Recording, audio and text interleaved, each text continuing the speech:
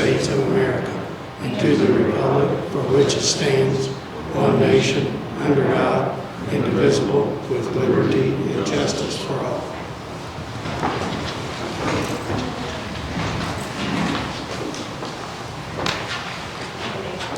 I might be a little bit slow this morning.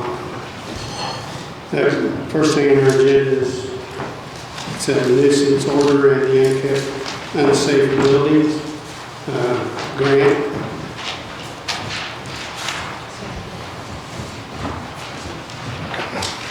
I can give an update on this as far as where things stand at the moment. So you had approved a consultant, Shelley Wakefield, to work on the building code and the unsafe and unkempt building ordinances. I was working on the nuisance ordinance, and we were realizing there was a lot of overlap and we were headed different directions. The enforcement mechanism wasn't coming out quite the same. What I would suggest, and I sent a draft in, but it needs updated, it's not the final version, is going ahead and having her include that, the nuisance ordinance and the weeds and what she's doing as well, so they match up better. She sent a proposal, but I don't think that proposal is final, but I can bring that proposal back to the next meeting as far as finalizing that so that all of this matches up together.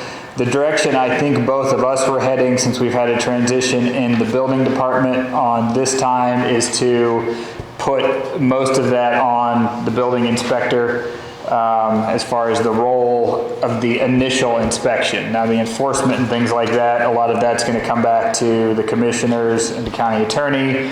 But as far as having the person who's going to be legs on the ground, taking pictures, making a report back to the commissioners, because the last time we attempted this, that we kind of had a volunteer in that role, and I think it got to be a little bit burdensome. I think this is a good time, since you've got a transition point with the building department, to make sure that kind of all gets involved. And I think that can be balanced out, because you can take on as many of these issues at once as you need to. You know, you're going to have a house that's sitting there. Usually you're not going to have to deal with it in the next 3 days. It's not like it's going to be urgent that a building permit's not going to get issued. So I think that you can have some flexibility to work through with that. Another issue that came up for discussion from the health department is on burning. They're having trouble with people burning noxious materials. And we had an ordinance enforcement discussion, and we kind of discussed this a little bit at that, where I had some of the office holders and the sheriff. The issue on the burn, there's a couple things going on there. One is IDEM under IDEM, there are statewide outdoor burn bans in place already. IDEM doesn't really like to get involved with them unless they're particularly egregious. I mean, I'm guessing if somebody lit an entire dump full of tires, that IDEM would get involved and would come in. If it's a neighbor burning off something, I think we've got somebody in our neighborhood that probably burns insulation off wires, based on as near as we can tell. If you've got somebody doing stuff like that, IDEM's kind of washing their hands of it, and there is a provision that can be enforced locally. I talked to Gene Stewart a little bit about that part of it as well, and I think he was going to talk to some folks in the health department and figure out what direction that would go. But you've got some issues there as if the county wants to get into doing that, what lines do you want to draw? There are exceptions, like for agricultural waste, landscaping burn off on agricultural waste, and some things like that. But part of it's going to be, where do you draw those enforcement lines? And the other part is, how do you enforce that? Because we're talking to the sheriff. If somebody's got this, a lot of times it's going to be burnt out before they get out there. If it's a small fire that's just fuming out the neighbors, it's going to be hard to figure out where it's coming from and get onto the property. And obviously, if they have a tire fire going, you're going to be able to track it pretty easily. But if it's a small fire, it's going to be an enforcement challenge. So I don't know if you have any input on dealing with the burn side of things. I think the consensus out of that meeting was that it would be really challenging to enforce, and we weren't sure. This is different from a drought burn ban. That obviously, what I'm updating the system, put in place on the drought burn ban is probably the first one would be a warning, give a heads up, say, hey, we're in a drought burn ban, please stop doing this. And then if they did it again, probably a fine would kick in. And again, those are probably going to be bigger where somebody tries to burn a brush pile during a drought and you're going to be able to see the smoke and figure it out. Do you have any input on a burn ban for noxious fumes, things like that? You want me to continue? Sorry, go ahead. Follow IDEM, what their regulations are on tire burning and stuff like that. So, and then if IDEM doesn't enforce it, are we just sitting tight on it unless it becomes too aggressive for now, or what are your thoughts on that? Because I think that's the problem, is IDEM actually referred some of them back to the county, or the county contacted them and they just said they weren't going to deal with it. I think we can enforce it, but let's go by what their regulations are. Okay. Yeah, we could probably set that up, and then if somebody, probably what that's going to catch is somebody that's doing it repeatedly. If you've got somebody that's, burning insulation off routinely, things like that, they're going to get picked up. Because there's a wait period on enforcing the IDEM regulation. There were so many days you had to wait that but after the IDEM had the opportunity to decide if they were going to enforce on it. So I guess that would kick in a repeat offender. Kind of hard to catch at night too, because most of them know if they burn the tires at night, you can't see the smoke, so that's when they do it. Okay. Grant, this is John Dice. There. Can you hear me okay? Yeah, I can hear you, John. Sorry, I was confused where you were coming from for a second. It didn't register. Sorry. Hey, if I understand, IDEM, just to clarify, IDEM would ban all outdoor burns, is that correct? So if my neighbor is burning his everyday trash, or just paper, IDEM would not allow that. And so we would somehow need to differentiate between a neighbor that's burning clean trash and somebody that's burning tires or something with noxious, or is there a difference already set up in the IDEM standard? There are some differences in the IDEM standard. The one that kind of surprised me that I didn't even realize, basically if it's agricultural debris, say you've got stuff that's fallen in a field, you have more leeway on that than if you're burning off debris that's fallen in your yard. Say you've got a tree that's gone down and you're wanting to burn it off. There's not much of an exception for that. And like you mentioned on if somebody's burning trash, technically you're not supposed to do that. I don't know if anybody's outside of a municipality ever enforces that actually. Like I say, I think it's going to come down to, is it bothering the neighbors? Isn't it emitting noxious fumes, things like that. But yeah, that is where it gets gray, and you're right, even within the IDEM enforcement, you're probably still going to have some judgment calls. That's what I wanted to clarify.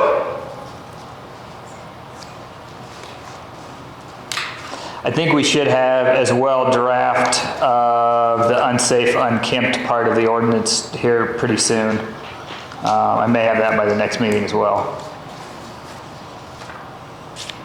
And and actually that reminded me, as I was driving in, I was thinking about it. I don't know if anybody's told the new building staff that this is coming, that you have authorized the new building code to be updated so that they need to realize that's coming, and they're going to have to start, as they're learning, they probably need to start learning that here soon too.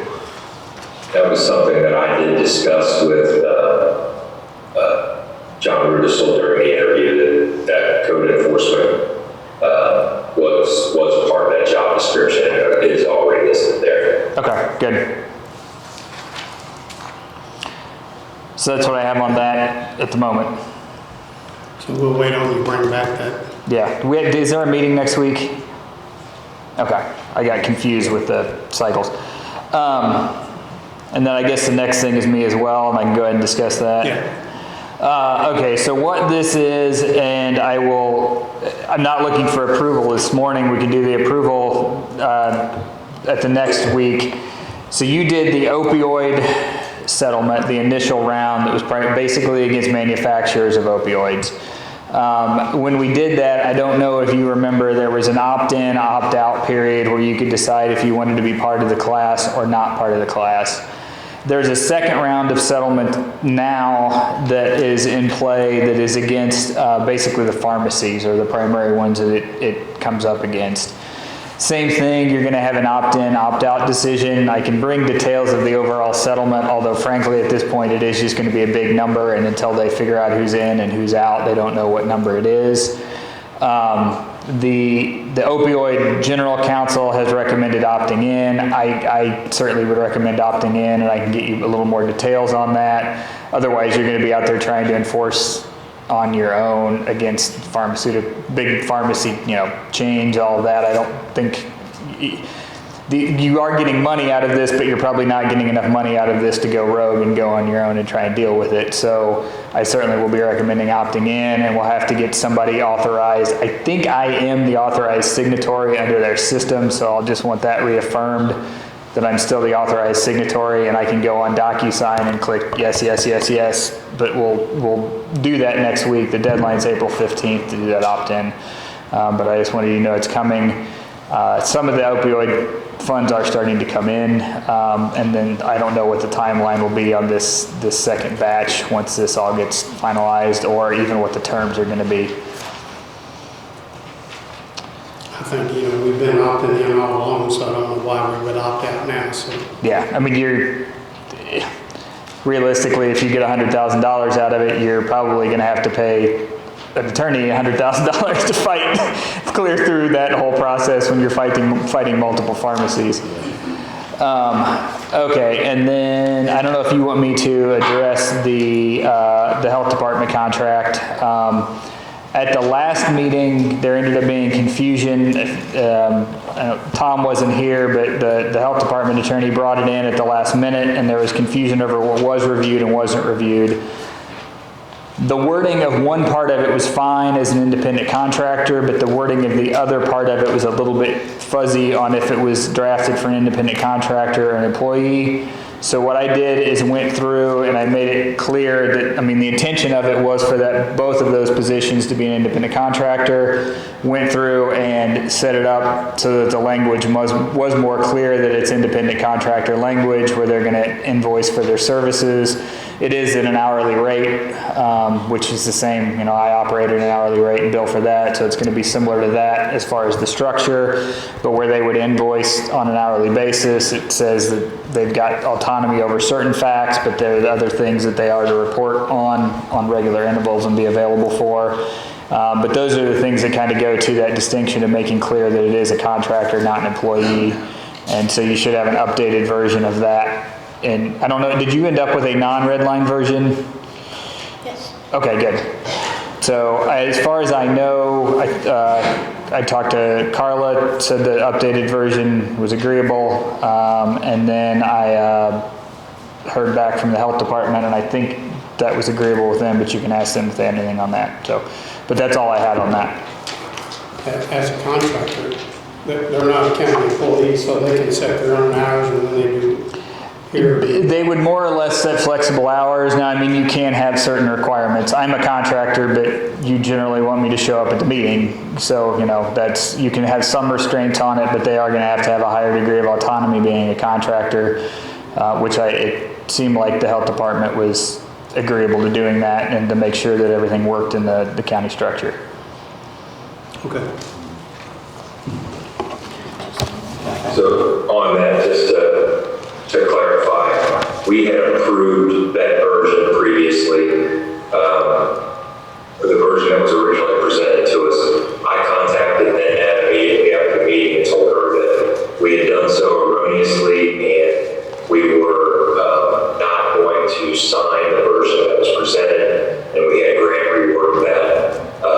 He presented us with that strike-through version that you guys have in the documents today, and I would make a motion that we approve that version that Grant has submitted to us with reworking. Hopefully that has a clean version of that without the strike-throughs today.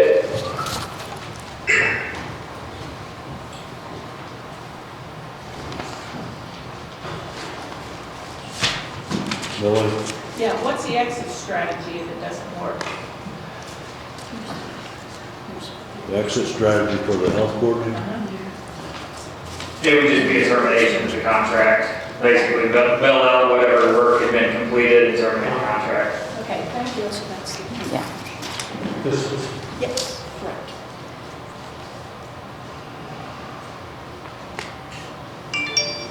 I think based on the way the years fall, that contract actually is up in July on that, and so, you know, you'll have a trial period here anyway to see if there's any hiccups and can sort that out here in a few months. Thank you, Grant. Yeah. Yes, so it'll be an evaluation period with it, and then we'll have to re-sign it again. So we had been working in with the auditor's office and seeing what was going to be, you know, in compliance with the State Board of Accounts, because there was no policy in place. So that way we are going to be in compliance with the State Board of Accounts with this contract. And so that's where we were working with the negotiations with that. And then also we had been going back and forth with Gene Stewart and then also with Grant Reeves. And so now everything is good to go with this position. You okay with it, Tom? Yeah. yeah, I'm okay. On here it says effective July 1, 22 to June 30, 23. Yeah, we can change it. That's how long we've been, you know, that's the part of the old contract. And so basically it's two different contracts. And so we can do a strike through on the date and then we can make it effective today. Today? Yeah. So I will second John's motion to accept this. Yeah, I mean, with the date change. Sure. Thank you very much. And then just also as a quick update on the health board, we've been making lots of strides in moving forward. Paxton Drew, she just got a reimbursable scholarship for infection control for the health department. So that's through NACHO, which is really good news. And then we also did get a letter of acceptance for our grant, for our lead grant for part 2. And so that's going to be following through also. So we're doing a lot of moving through and doing a lot of good things through the health department. So there's some other stuff coming up. If it passes legislation, that'll change the health department big time. Yes, and we've been doing invitations on being able to come and sit with you and do some more explanations. They just gave us a new playbook on being able to do some explanations, and we would like to be able to sit down and discuss all the new proposals that are going on. Right now, the Senate and they're at a time point where they're on a timeout. And once every 2 weeks, they're doing meetings right now on all the different points that they want the health department to be able to reach out to. And so it's not only just for the health department, it's what the health department can be able to do on funding for all the different key points for Franklin County.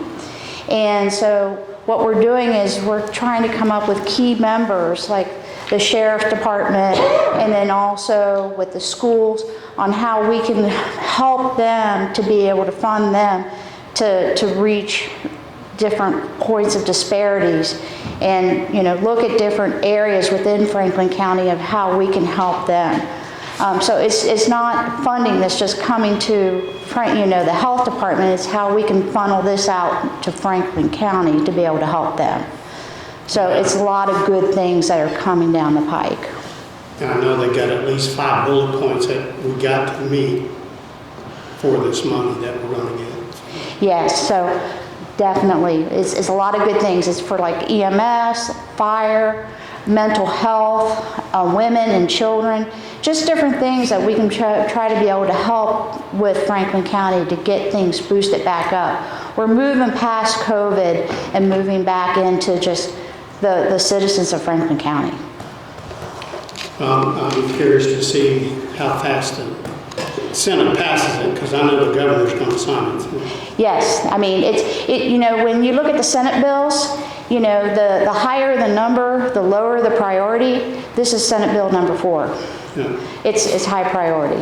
They're really interested in bringing the health and the welfare of the citizens of Indiana up, because we do rank really low in the United States, and they want to get the health and the well-being of the people of Franklin County and also Indiana up. Yeah, $200 million for the state is a chunk of change. No, not at all. And then even with us, with a population of 22,000 people, they are seriously going to fund us to be able to help Franklin County. I'm excited. Thank you. Thank you.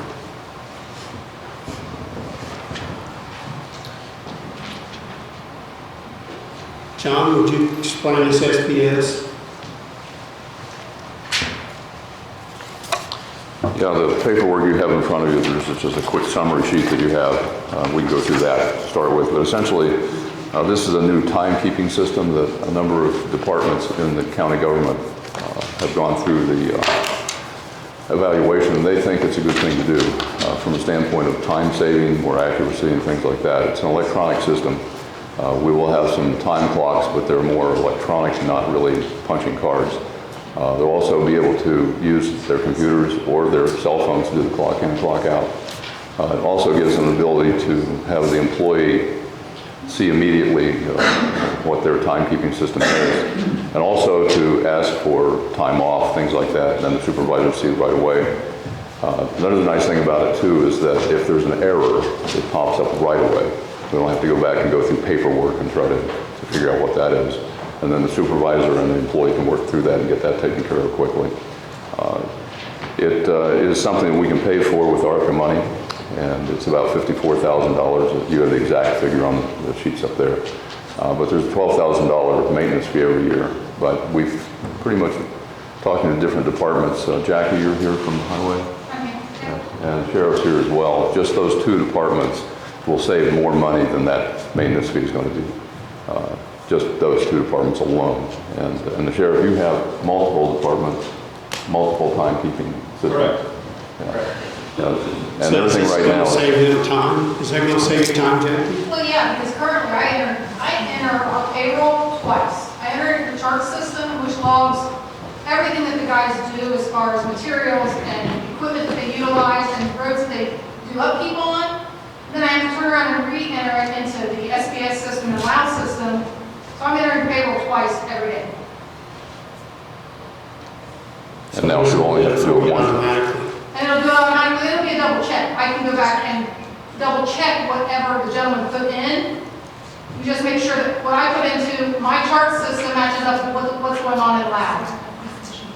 And then it'll also give us a records if they want to request time off. Currently, we have no paper form of that at the highway.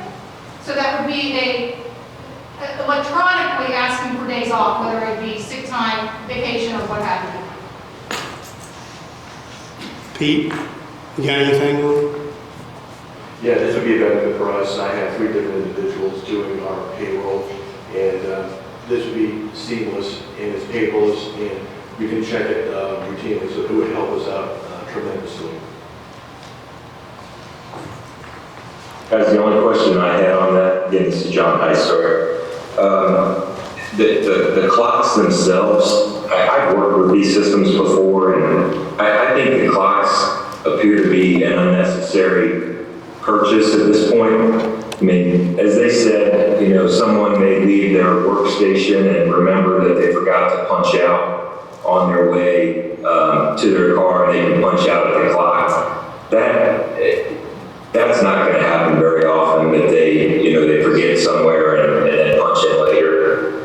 What's going to happen more often is that the supervisor is going to need to edit their time out anyway. So I don't know why we would need to actually purchase those clocks. Can somebody justify that additional cost for me? John, this is Austin from the auditor's office. Andy from LAO, when he pitched the idea to us, he said that it was ideal to have a time clock at each building for the event if the electric should go out or something like that. And then, you might have some employees who may not want to use a computer, or like down the highway guys don't have a computer, so No, they don't have. it would be, they wouldn't have access to a computer, so it would be for those main reasons. And again, I just think, like with highway employees, some of them, we've got many situations where they take a vehicle home, and so they don't actually start their day from the highway department. And they're going to have to tell Jackie, hey, I drove out at 6:30 this morning. She would edit their time for that start time. So I just think that particular piece is a cost that I couldn't justify personally, but if you guys think that it's necessary. I think we were kind of on the same page with it would be up to commissioners, because that was just what was recommended to us from LAO. But that was one of a few of the situations we had was like the highway, the jail, the sheriff, and then the park as well, because the park wouldn't have access to a computer either. But those were just what we were recommended by LAO. Yeah, like transfer station and the small animal control won't have access either. Right. So it's something we'll look at, John.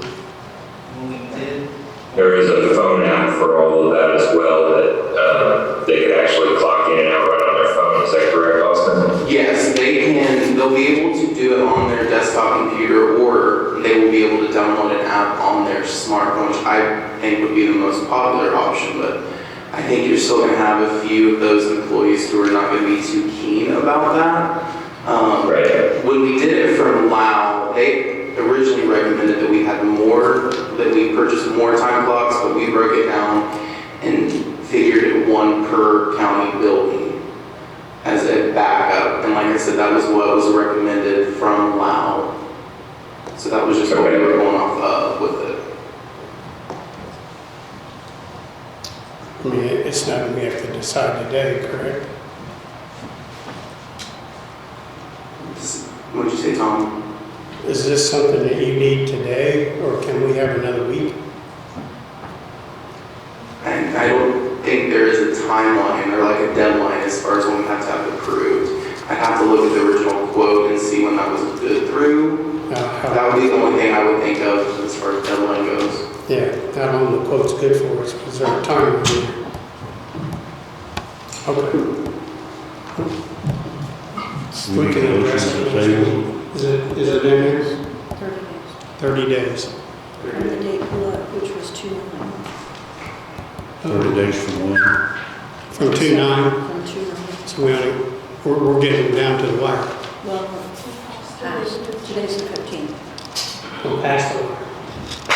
I can reach out to Tom if you want. We can reach out to Andy from LAO and see if he can send us another one that would be good if you wanted to visit at the next meeting. Okay, sounds good, Austin. Thank you.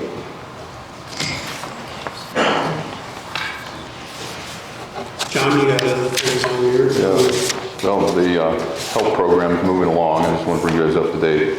I have to go to town, the Brookville board and say the same thing. But essentially where we are is we've gone through the training for people. We've gone through collecting public input from various parts of the county, Brookville, but also Oldenburg, Brewersburg, Laurel, Metamora, just about every place we can get. And we're going to compile that data, and now we have 4 pathway teams, and these are the teams that are dedicated to looking at this information that came in, how it relates to strengthening the economy, quality of place, or things that make it better to live here, wellness and health, and also strengthening the economy. We're setting up meetings now. We had one last night on the internet, and we're going to have one next week on the quality of place. Once those meetings start and continue, there's going to be like 2 or 3. They're going to look at all of this information that came in, try to come up with projects that would satisfy the needs that the people said that we have, and try to narrow that down to some projects then that can be presented to the core team and then also to the commissioners and also to the town board. So we're moving along, we're on schedule, and it's been good. We've gotten a lot of good information, especially the one out of Laurel. those folks were very dedicated to coming in and actually giving good information about what they wanted out there, what they needed out there. So right now, just to bring it up to speed, that's where we are at this point. So. Okay. All right. That's all I have, so Tom, it's good to see you back, by the way. Thanks. Candy? Whitewater? Candy? Hi, I'm glad to be here and meet with you guys this morning. We're here to ask for your support as we go forward with a grant from Okra for $500,000 to actually lift the historic depot in Brookville, in Metamore, that was from Brookville and Metamore, up out of the flooding that has occurred due to work that American Electric Power Company did on the north bank of the Whitewater River, right where lock number 24 is.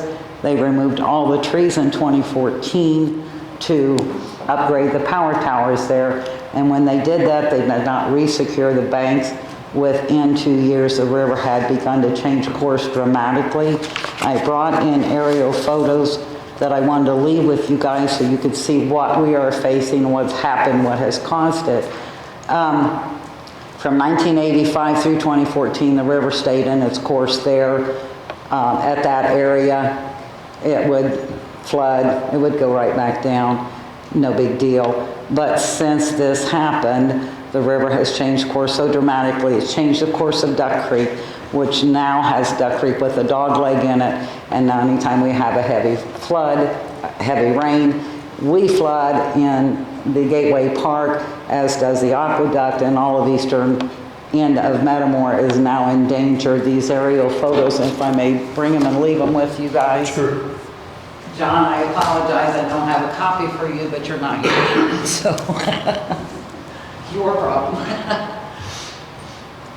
But we had a big meeting in January.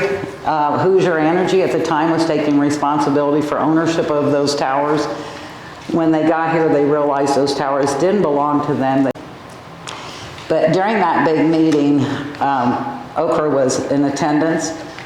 Several engineers were in attendance. Maxwell contractors were there, where we discussed what had happened. We brought the aerial views in. And Okra stepped up and said we actually would be eligible for a community facilities grant through the Office of Community and Rural Affairs. They set up a meeting with Southeastern Indiana Regional Planning Commission, who will write the grant to lift that building up. The engineer studies that we had done, that's the only option we have. Now we're working with American Electric Power Company now to get them to do a study of the river and the creek, because this damage is going to continue for everybody else. Raising our building will save us, but it's not going to help the rest of the east side of Metamore. So we are working with AEP, but we would like to go forward with this grant to save that historic structure. The amount is $500,000. It has not officially opened. Okra has not officially opened the grant program as of yet. It will open March 23rd. We won't be eligible for the June 1st deadline. We'll be in for the second round, which would be December 22nd, that we would have to submit our grant. But Okra actually contacted us because of the severity of what's happening at the Gateway Park into this building, and offered this grant up. So first step in doing it is coming to you guys and getting your approval to go forward. So that's what I'm here to ask you for. I have a couple of questions. Is there a match money? There will be a match money, 50 or 10% is the match. We are hoping AEP and other partners. We have a video that was put together that explains where the match can come from and the different partners we have that can help us raise the match for the money. The bids came in from Maxwell Contractors and with Wolf Moving Company. Wolf Moving Company actually will be the one who will raise the building up. Something else. Sorry. We'll actually lift the building at a cost of $56,000, but Maxwell Contractors would be responsible for getting the building ready to raise, building the new foundation, putting in the drainage system, everything that will have to be done. And that came in at a cost of $600,000. course, when the grant is done and some bids are submitted, they expect those costs to come down all the way across the board. So we won't know how much our match is until we have the final cost from the bids. So you'll have the funds available. Yeah. Well, if the county's going to be the LPA, will everything run through the county as far as all the accounting and Yeah. stuff? Yeah. Just like it always normally does when you're the pass-through entity. You will be aware of what's happening. Southeastern Indiana Regional Planning Commission will be working with us step by step through the entire process. They will make sure, and Okra as well, will make sure all the Ts are crossed and the Is are dotted to make it feasible. But we do have to, because you are the governing entity in Franklin County, we do have to go through you with the pass-through. Yeah, because I think the auditor will still have to have a report to the state. Absolutely. Okay, I'm good. I hope you get the money as soon as possible because it needs fixed. Yeah, it does. And it's getting worse on the other side. Oh my gosh, I know. There's not going to be no horse barn over there for long. No, there will not. I don't know. And these aerial photos will shock you. That we've been doing all the research on. Rainfall mounts have not changed. We've worked with Dr. Beth Hall at Purdue University to see if there was something other contributing factor. The bridge in town is not ever damming up. You know, the two-pier bridge by the aqueduct that did cause flooding in the past, you guys have kept that perfectly clean. This is all due to the river changing course, and which has then changed the course of Duck Creek so bad that it's forcing the dam. And it's going to flood every time. Yeah, I know it's at least a quarter mile north now, further than it was a couple of years ago. Yeah, yeah. The aerial photos are just shocking. So with all the research we've done and the engineers, like I said, to save that building, and that's just for that building. That's what this grant's for. But working with AEP, we hope to do a whole lot more than that because they did it. They have to do what they have to do. We get that. At the same time, the fact that they did not secure that north bank of the river there after they were finished left it all wide open to do what it's done. So, and they have been real good to work with so far. We'll see, but so far so good. Okay. Okay? So, do you need a motion? Yeah, go ahead. Hold up 1 second. John caught me off guard because he's on Zoom.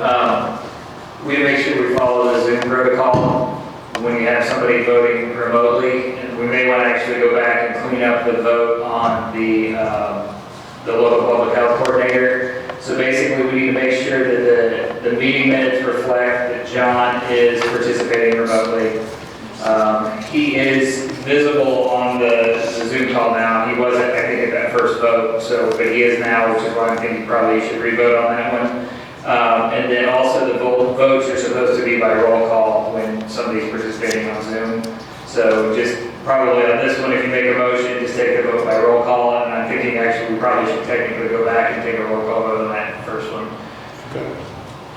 So I'm make a motion that we go ahead with, let Candy go ahead with Whitewater Canal Byway Association's grant for Oakwood. And I need to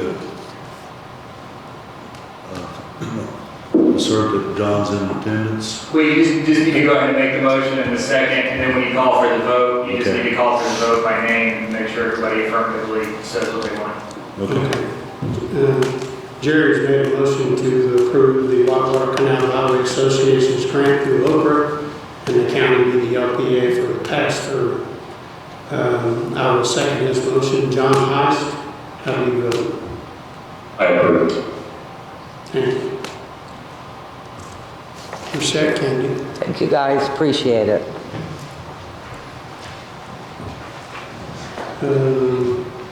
We'll go back for the local public health coordinator position. Jerry, you made the motion, is that correct? John actually made the motion. John actually made the motion. Yes. I'll second it. Again, Tom, I made a motion that we were not signing the prior document that was presented to us, but that we would made a motion that we approve the the signing of the document as presented with Grant's strike throughs and the cleaned up motion, or the cleaned up version that Nanette presented to us today. Yes, with the date change. Yeah. Correct. So you made that in formal motion, I'll second it. Jerry Wendell seconds. Tom Wilson, all in favor.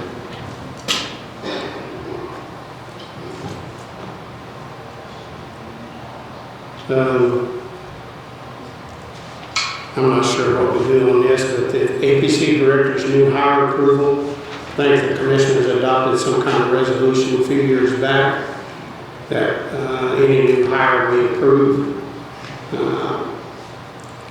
So I don't know what we got to do on this, Grant, but it's not really our appointment. So.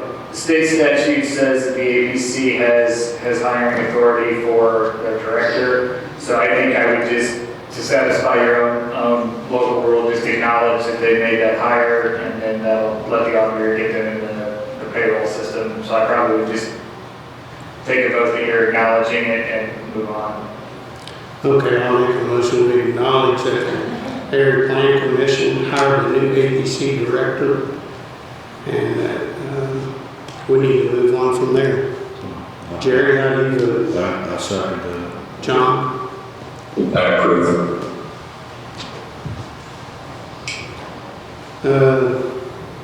Next, we have a park board appointment. I just talked to Grant before the meeting. You know, we have a person that is interested in doing it, is up to date with all this stuff because he was a past commissioner.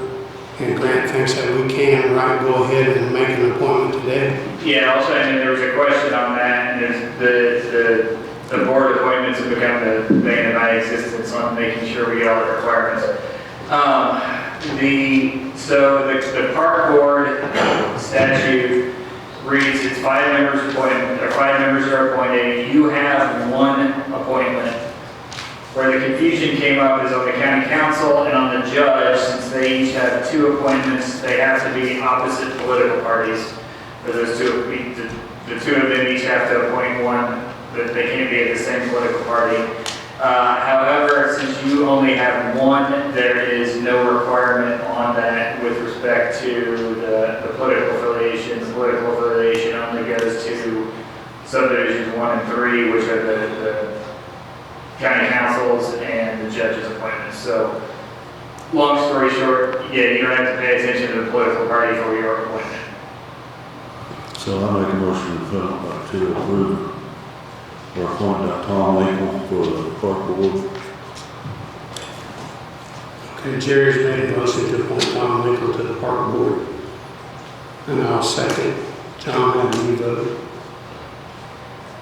I'm going to abstain. I talked this morning and said I'm not opposed to Tom, but I did talk with a candidate that I hoped that we would interview before we made an appointment, so I'll abstain from the vote.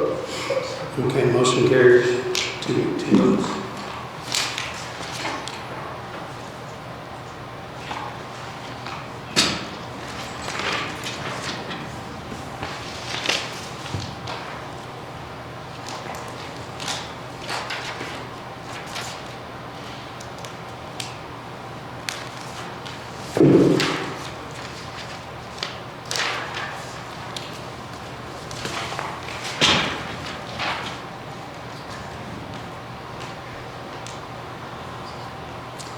Okay, the assessor is she here?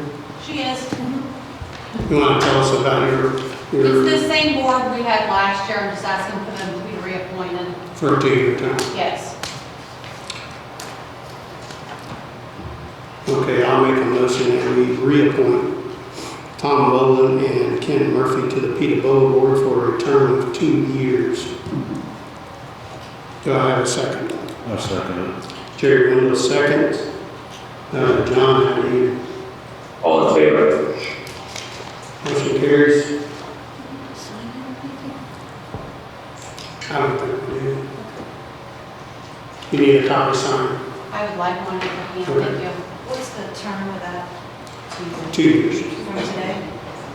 It's April something, I think, when Let me see, I read it.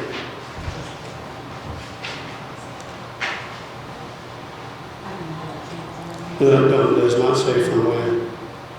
Okay, thank you. So, for a 2-year term from the date?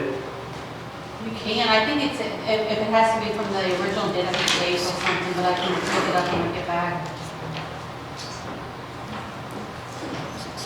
Just says a 2-year term. Dated March the 2nd. Usually we do 2 years from when, is this carryover and just didn't get done in January? No, it's a carryover, it was from April, it's when she did it last year, so I don't know. I could look up the last one. I get, yeah, you guys just do it from today for now, and if we need to clarify the, Okay. I mean, state law would cover it, it needs to put back to January, we kick in anyway. Okay, we'll go from today's date. That's what I mean, that's all, it's not moving.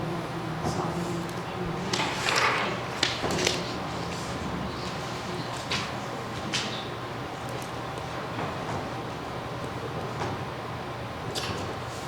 Till we hear something different, we'll go from today's date. Okay, great, thank you. Amy?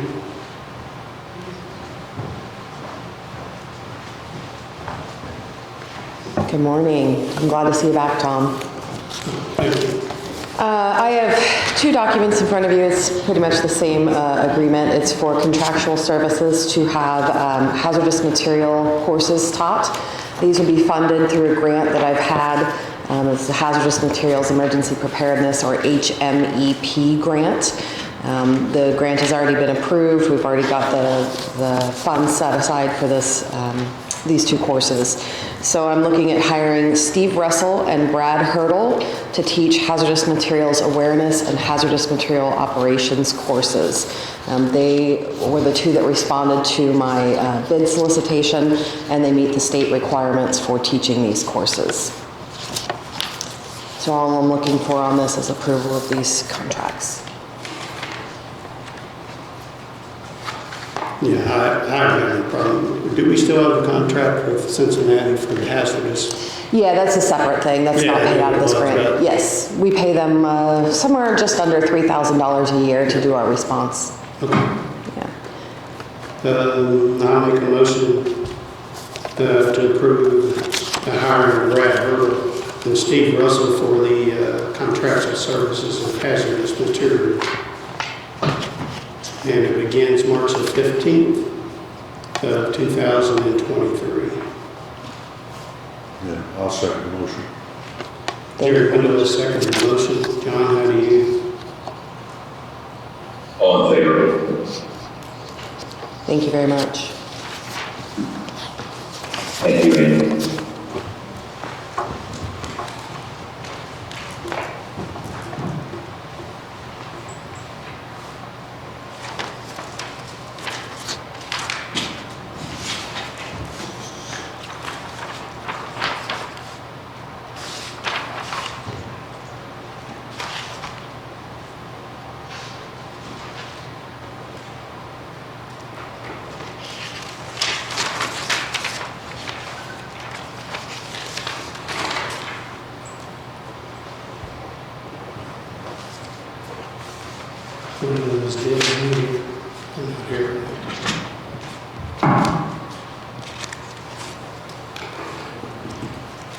DLC, Historic Preservation and Hamburger Agreement. This is an agreement for our new handicap entrances. I think we're ready. All the bids are done. We've got all the permits that's necessary now. So I think we need to go ahead and affirm a start date.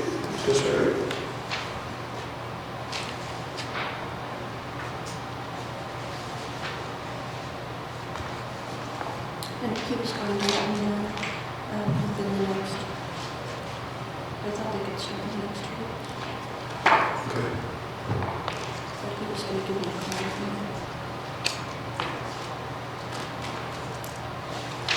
This just goes through different stages, different inspections, different payment dates.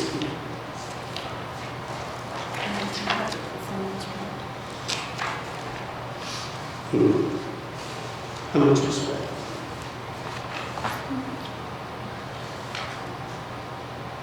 Okay. We do have a performance bond from Amberley for $488,750. So I'm going to make a motion that we go ahead and give the okay to go ahead and start with our handicap renovations. I'll second the motion. Jerry Wendell was seconded. John, how do you vote? I approve.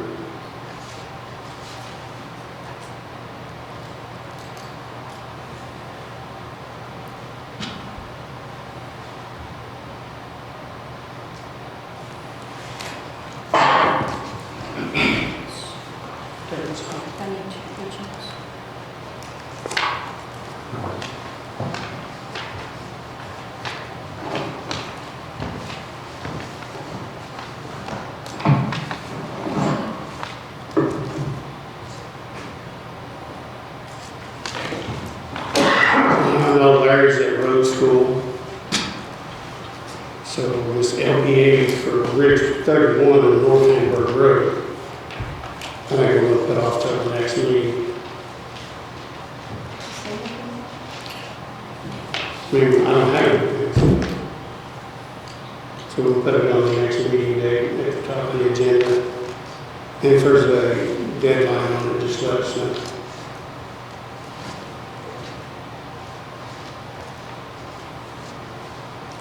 The next thing is commissioners meetings from December the 20th and commissioners meetings from February 22nd.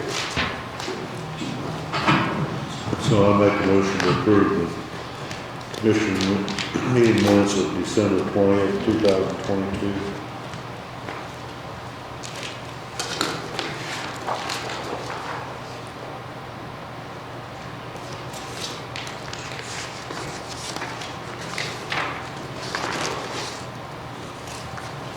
Okay, that was the meeting where we done all of our bid openings and all of our annual bids. So I'll second Jerry Wendell's motion. Let's see, John, you were here, do you vote? No, you were not here. I was not present. Okay, thank you. Motion carries. So I'll go ahead and make a motion to approve the minutes for February 22nd, 2023.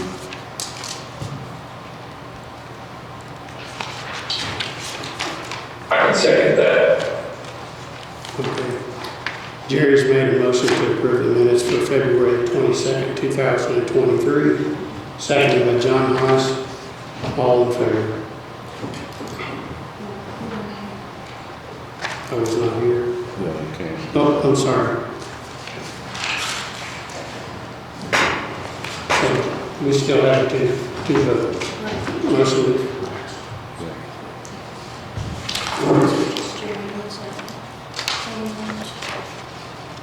Did you want to skip this or do it?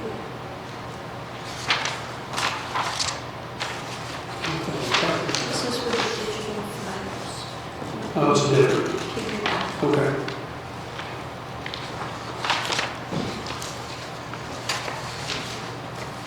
I think some of this kind of goes with what John Palmer was talking about earlier, the SBS portals. It gives the commissioner's office authority to piggyback onto the auditor, so we can do certain things in there and not do certain things, and vice versa. And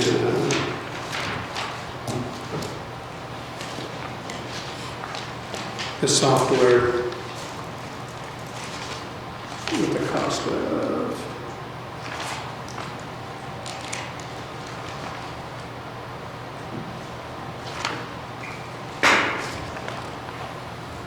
is it just $150? No, it's only Oh, $1,300 total.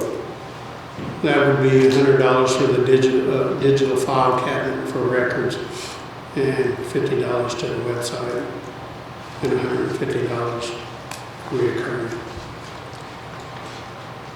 Do I have a motion to accept SBS's pricing so we can get this portal underway with the rest of the stuff? You say you made the motion or you want? No, I'm looking for a motion. I move that we accept the SBS Porter's proposal to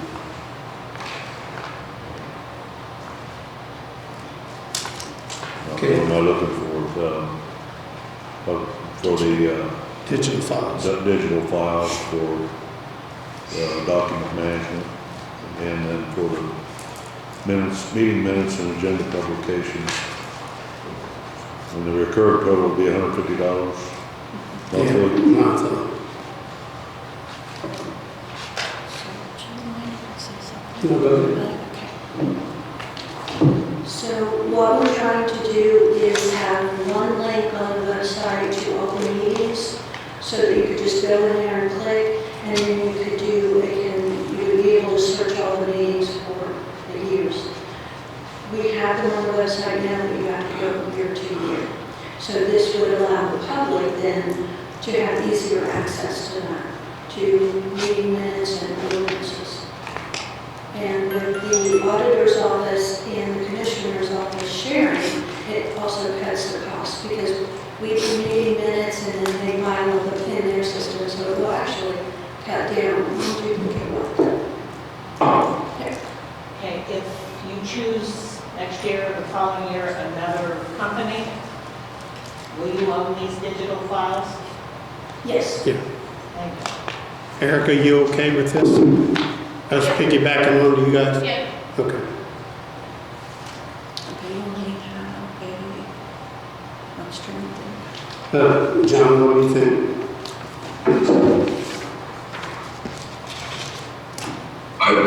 I would approve Jerry's motion, or second Jerry's motion. Okay. Jerry's made a motion to accept the portal, SBS portal. John's seconded his motion. All in favor? Is this the original?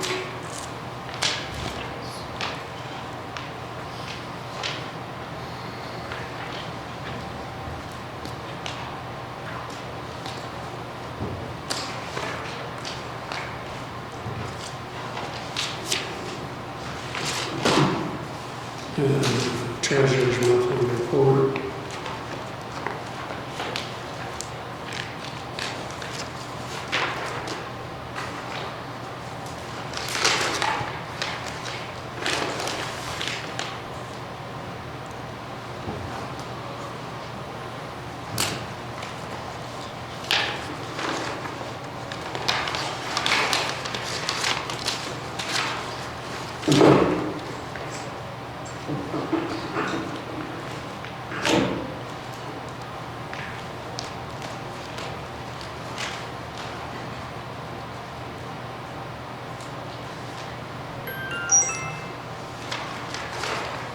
Okay. Do I hear a motion on the treasurer's report? No, I'll make a motion to accept the treasurer's monthly report. John, I second that. all in favor? Next, we have the clerk's report for the departments.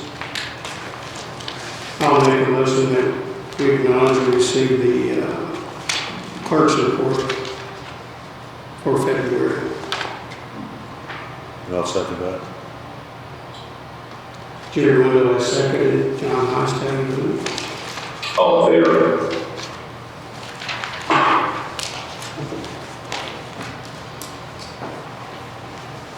I have one now here if I can find this.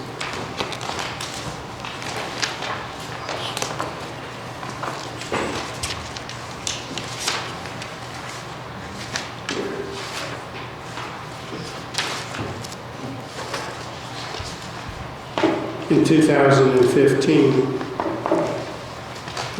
ordinance 2015-3, the Franklin County Commissioners created an ordinance for an administrator's position, which has been on file, but we've never actually put anybody in that place. So I'll nominate Hay to be that person, and it's exactly what she's doing now. There's no change in pay, there's no change in what she needs to do. That would just add her name as that to that position. And it was signed by me, Lincoln, and Eric Roberts back in 15. Grant, I have a question on this.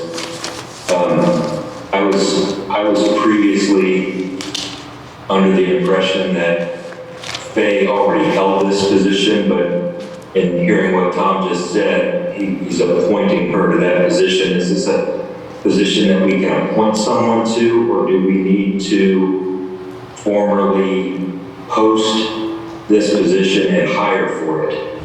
No, I think this role has traditionally been in the past, and I think when there was a transition, it wasn't clear exactly what happened with it. When they initially adopted this, at the time, council didn't want to change the funding, so really it's a title giving some designation of authority. I think the thing that's come up on this is potentially have that administrator be able to be a stand-in at certain positions if a commissioner is unavailable. As far as attending a meeting or anything like that, they would not have a voting right as a commissioner, but they could be a stand-in at some of the meetings and things like that. That's the point of doing this. So I don't have an issue with having this position just be appointed within, or at least clarifying. Arguably, she kind of already was in it, but this clarifies it. Right, it looks like everything that Faye's been doing to date. I just wanted to clarify and make sure that we didn't have to go through the process of posting the position. Yeah. There's absolutely no pay change or any change in what our duties will be. They'll be the same as they are now. I'll second Tom's motion. Jerry seconded the motion. John? All in favor? I have one more thing before. We had a couple of people, actually 3, resign from the Mount Sewer District Board. So right now, we have one person that's interested in being on the board that lives there in Mount. His name is David Bowser. So at this time, I'd like to appoint David Bowser to the Mount Sewer District Board so they can have a quorum to have a meeting. And we are working on having the other 2 positions filled. Actually, Dan O'Rourke is actually still doing his duties, although he resigned because of health conditions of his wife and different things. So I second Tom's motion to appoint David Bowser. Okay, we've made a motion. Jerry is seconded. John? All in favor?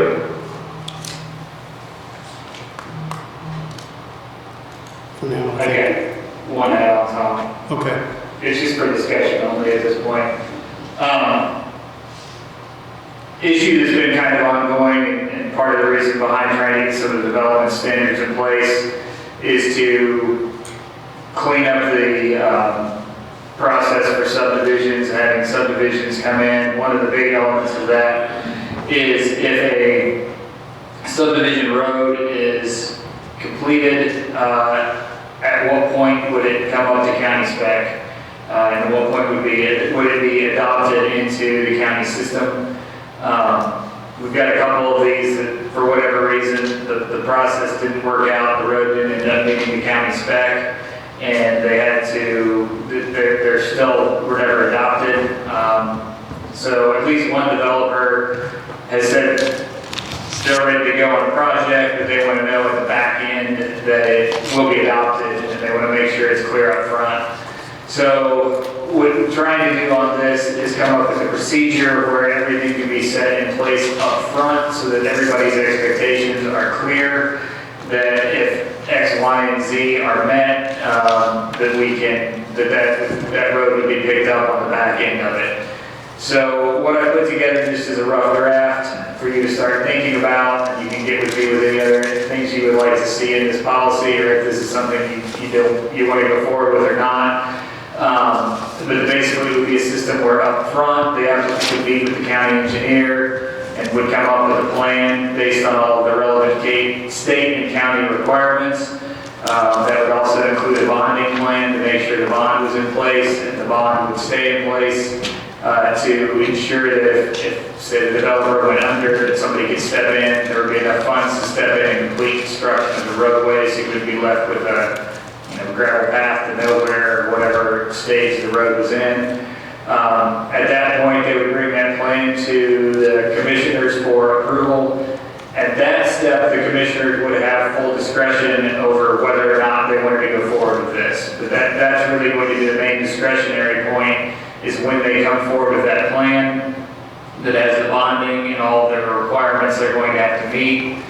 I put some timelines in here. The construction had to be commenced within 18 months, and construction had to be completed within a year after that. If it wasn't commenced within the 18 months, they'd have to come back for reapproval, and if it wasn't completed within the year, that could be considered an event of default, and the commissioners could seek to go after the bond. And then upon completion, it would have an independent engineer that the county would hire come in and review, make sure it made the specs. Larry can do some of that, but there are certain things that the county just doesn't even have the equipment to do. So Larry felt it would be better to have an independent engineer come in and do that. Therefore, on that, I put that the applicant would cover the cost of that, they pay the estimate up front, and then pick up any shortfall after the fact.